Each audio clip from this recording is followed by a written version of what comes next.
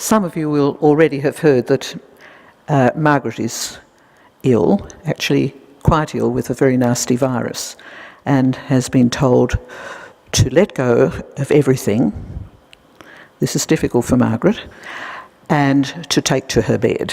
And I think we've convinced her that that's what she will be doing. But in the midst of all of this, she has managed to write the reflection, and so I am reading Margaret's words. As we draw to the end of October, Mental Health Month, our biblical readings and the poem address the connections between health, well-being, and faith. Some of what they suggest is helpful, but there are problematic aspects too, which is not surprising, given the passages from the scripture at least are shaped by worldviews that precede ours by thousands of years. We all love happy endings, and the book of Job, after 41 chapters of misery, presents us with one. A happy ending for Job, but a miserable understanding of God. During the week, the best thing I read on Facebook was a comment by a ministry colleague in response to the concern that many of us have about the missional implications of the Uniting Church's process to revisit the equal marriage decision. The commenter wrote, "Unfortunately, it seems the work of interpreting the nature of God as an excluding, moralistic and sadistic bastard is mission for some." Margaret's words, well, her reflection, quoting obviously someone whose words did ring true with her, and no doubt with many of us. So while everything is now rosy for Job, God appears to be a capricious and egotistical bastard. Having got Job to a point of praise, even in the midst of suffering, God gives Job a new beginning. And wealth and a new family are all well and good, but what has happened to Job's moral outrage? Where is his bitter grief at the loss of those earlier sons and daughters on whose account he once indicted God? Does the book of Job encourage taming the rage of people who have experienced injustice or suffering? We cannot rest with this. One of the pastoral possibilities in this text is to invite those who suffer unjustly, often inexplicably, to give voice to their rage and despair about the silence of God. Rather than rushing in with pastoral platitudes, Job invites us to give voice to protest against any theological interpretation that suggests God employs or endorses innocent suffering. Could we not instead invite those who suffer to explore what they have learned of God while sitting on the ash heap, no matter how they got there? This is pastoral care in the midst of the ash heap, or on the other side of it. The promise of God's blessing in chapter 4 cannot and should not silence the questions of God that will not be easily silenced. A happy ending must not silence the question of suffering. Let us listen, and let us be the kind of companions who accompany rather than seek to explain.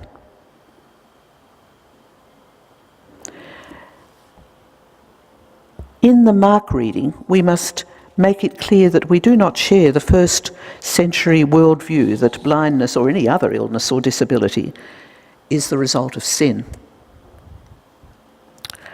While we recognise that there is another metaphorical reading which is possible, which understands blindness in terms of a failure of insight or understanding, particularly a failure to recognise Jesus. Blindness is no longer an acceptable metaphor for not understanding. However, we may still reclaim symbolic meaning in the story and understand it as being about all of us, no matter what the state of our eyesight. All of us who do not recognise who Jesus is or discern the sacred in the marginalised of the world. In the context of Mental Health Month, we can note that the story begins with Bartimaeus in the street. No one paid him any attention. During the pilgrimage of the pious to Jerusalem to celebrate the Passover, people came out of their homes to encourage the pilgrims. They were good people. They could recognise those who were like them. But they were incapable of making visible people outside of their circle, the socially unacceptable, the homeless, the unemployed, the woman without a man, the beggars, the disabled people, the mentally ill people, the socially impure. All these good people ignore Bartimaeus, one more beggar, one more unfortunate nobody. Jesus, however, recognised his humanity. In Bartimaeus, Jesus saw a child of God. In Jesus, the commonwealth of God came near, especially for those who had suffered, who had been victims of oppression and abuse. In Jesus, God was coming close to standing with the forgotten, the neglected, the thrown away, the ones rendered non-human. Who do we recognise? Who do we fail to recognise?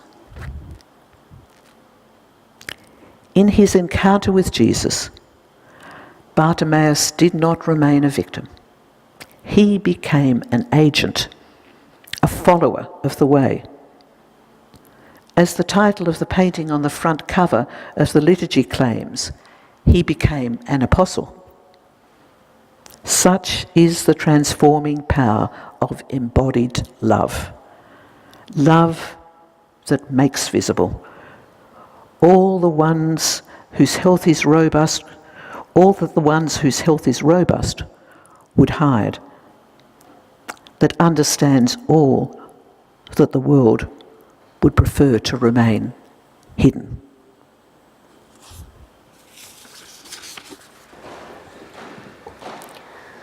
October is Mental Health Month, a time when we are encouraged to talk about mental health. And I feel it is so important, as there is an enormous stigma surrounding mental health that there isn't with some of the more visibly recognisable disabilities.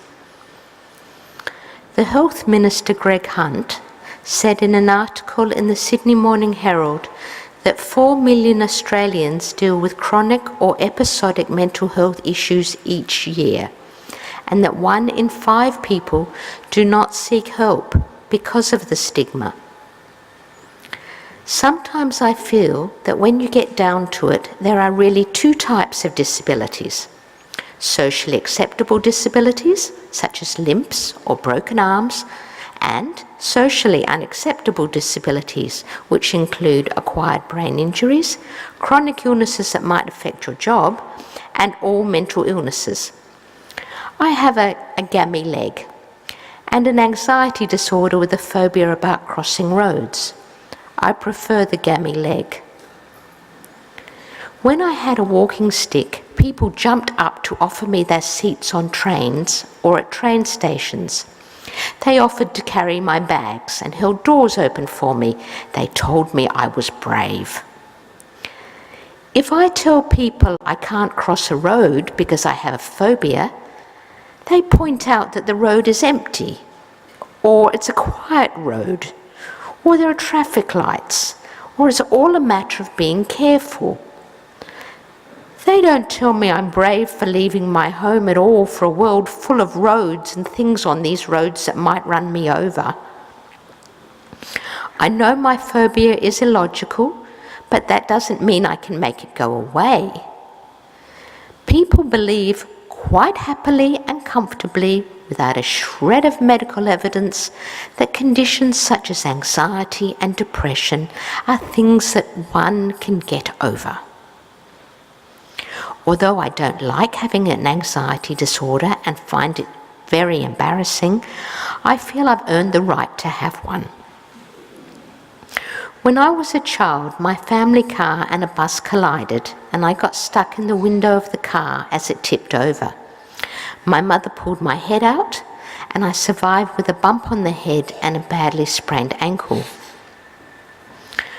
When I was 29, I was run over by a bus when I was crossing at traffic lights, which left me with a broken leg, a crushed foot, and a deeply seated belief that roads, particularly roads with buses on them, are very dangerous places to be on. Anxiety disorders like mine can be caused by trauma, but they have also a genetic link. There were women in my family who probably had anxiety disorders too, although they blamed their problems on the war, which may be true as well. 14% of adult Australians have anxiety disorders, and it is more common in women. Some psychologists believe that anxiety has played a role in our survival as a species. It probably helped prevent our ancestors from venturing to potentially dangerous places, alone and far away from their families and tribes. Anxiety disorders are certainly not new to society. A collection of Greek medical texts attributed to Hippocrates, circa 460 BC to circa 370 AD, described a man's phobia of a flute. Whenever he heard the voice of the flute begin to play at a symposium, masses of terrors rose up. He said that he could hardly bear it when it was night, but if he heard it in the daytime, he was not affected. Such symptoms persisted over a long period of time. An ancient Hindu script refers to a man being terrified of a particular god, which then led to a fear of everything that began with the same letter as the god's name. As I said, phobias are not logical. I have met women who have to live with phobias that mean they cannot answer the telephone, turn left, or go around corners. They would like to, but they have panic attacks if they do. Jesus was obviously used to dealing with people who are overly anxious. As he said, "Can any of you live a little bit longer by worrying about it?" And, "Don't worry about tomorrow, it will have enough worries of its own. There is no need to add to the troubles each day brings." I always found that advice very comforting.